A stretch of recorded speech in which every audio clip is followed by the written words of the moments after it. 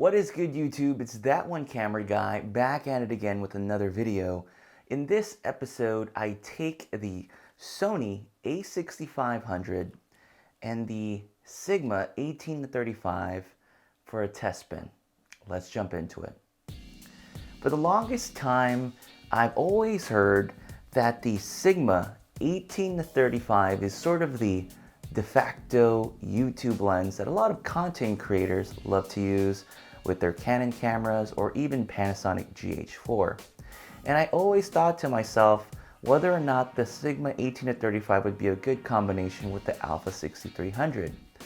But I always felt it was always lacking image stabilization or in-body image stabilization, preventing it from being able to be used as a really great camera combination until the Sony Alpha-6500.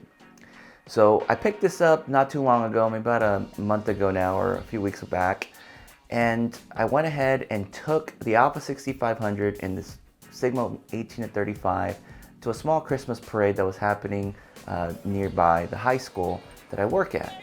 And it wasn't really a big parade, kind of small in nature, and I wanted to do a couple of tests. I wanted to analyze and investigate a couple of things about this combination. The first one is definitely the high ISO. Can you even see with that? I mean, it's kind of dark. I wanted to see how well the ISO performed on the Alpha-6500. I know a lot of us already know that the Alpha-6300 would perform similar to the Alpha-6300, but I went out there and tested the video high ISO performance in 4K, like you can see in the examples. What I did get out of the test is that up to around ISO 3200, I would say, is sort of where the ISO looks to be the cleanest in my opinion, and that's based on what I saw that evening. But as soon as you start getting to ISO 6400 and beyond, and in some cases I shot at 25,600 in some areas, the quality definitely took a major hit. Where the parade was happening, I've been out there for several years now, and I know it is a really dark area. As you can see in this example, I show you what it looks like to my eyes and what it looks like when I bump up the ISO in the example. And it's really amazing, even though the quality kind of takes a hit at those higher ISOs. For example, this shot of some kids singing on one of the floats, even though it's at 25,600, it still looks really good, even if you end up downscaling it. But the fact that when I was looking at it visually, I couldn't see anything. But what's really great is that the f1.8 on this lens, plus the image stabilization and the high ISO performance of the Alpha-6500 make it much more manageable and possible to shoot. And talking about in-body image stabilization, that's number 2. So the second thing I looked at was in-body image stabilization on the Alpha-6500. It is sort of the nice, interesting feature for videographers when it comes to deciding whether or not they want to pick up the Alpha-6500. And I'm gonna say that based on how I shot, I mean, I felt that the shots looked really good. As long as I was keeping a steady hand and I had stabilization on, it worked really well. And you can definitely see it in the examples that the shots were pretty steady for the most part. Now, there were times when I'm fiddling with the settings and it would, jitter a little bit, and that kind of was an issue. I also tried to do a couple of non-scientific tests, as you can see here. I was walking and I did a shot where I turned the IS on and I turned the IBIS off. Obviously, it was kind of an exaggerated situation and it probably didn't come out very well, as you can see in the example. Shooting with IBIS really gave me the confidence that I didn't need a tripod while I was out there. And honestly, this combination with these two together, I thought shooting with these two as a combination would be kind of heavy, but it really wasn't all too bad. I actually found the combination to be generally light overall. I didn't feel it was overtly heavy. I didn't have a hard time. I didn't get tired holding it, but that's just me. So I don't know what the situation will be like there for you. But speaking of usability and weight and handling, that's number 3. So as far as the handling with the 6500, with the deeper grip, the better handle, and the Sigma 18-35, I thought it really balanced well.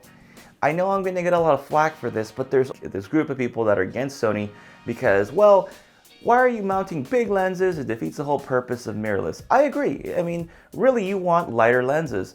And in many ways, there's options out there for lighter glass, but there's some of us out there that don't mind the heavier glass. And in many ways, having a heavier lens actually helps with balancing the camera.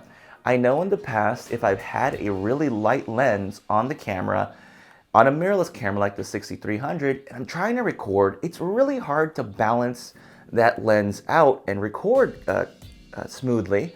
But when you have a little bit of heft and a little bit of weight to the lens and to the whole body, it makes it easier to move the camera smoothly, especially if you're trying to pan.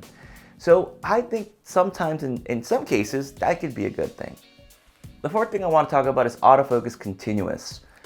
So if you're using an older Sigma lens with the MC11 adapter, you won't get any continuous autofocus in video. However, if you use their modern lenses like the Art, Sport, the Contemporary model line of lenses with Sigma, you will get some autofocus continuous. So I did go ahead and try that out. As you can see in this example, there was a little Santa Claus vehicle going around, so forth. And I think I tried tracking one of these cars or floats that were going by as well. And I thought the focusing did a good job. I didn't think it was that bad. I definitely will need to do a little bit more tests with that to see how well the continuous autofocus works on video. Number 5, I also tested out the XLR K2M from Sony, which gives you a little shotgun microphone and 2 XLR inputs, and it uses sort of the multi-interface shoe of the camera. So in other words, I don't have to plug in something onto the side of the camera over here. I took this out along with the whole kit. This was basically the kit that I used when I shot this evening.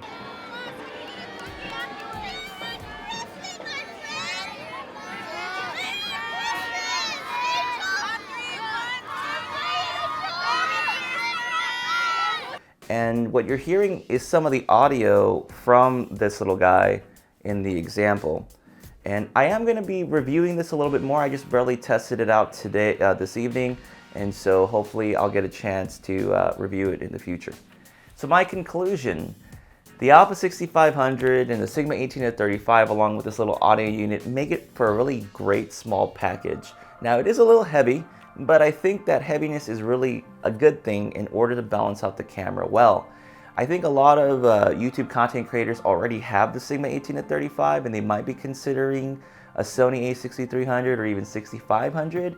I think if you were in the ballpark of looking at Sony, consider jumping to the 6500 with the added benefit of in-body image stabilization. You still get to use your great 18-35 lens, which is really sharp, and you get some additional features, video features with the Alpha 6500 that you didn't have with the GH4. You got that 120 frames per second, and you even get a really good camera. I mean, you got a larger sensor, better autofocusing capabilities, really amazing buffer performance. All in all, the 6500 and the 18-35 is going to be a really interesting package for content creators. I'm still going to be testing it out, and I'll definitely give you guys some more feedback in the future about this. Well, folks, that's all I got for you in this video. If you found it helpful, consider giving it a like. And if you do want to see more content about the Alpha 6500 or any other Sony products, consider subscribing. And with that said, I'm your host, Alvin Camera Guy, and I'll see you on the next video. Bye.